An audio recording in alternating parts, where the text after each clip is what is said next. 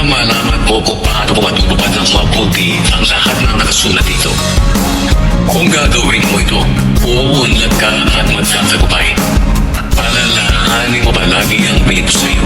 Magpakasal ka at magpakatapang. Huwag kang matakot o kay manghina.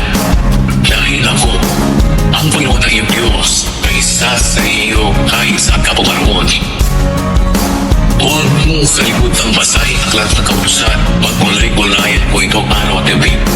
Para malaman ko kung paano ko matutupad ng mabuti ang lahat ng nakasulat dito. Kung gagawin mo ito, uunlad ka at magkakagupay.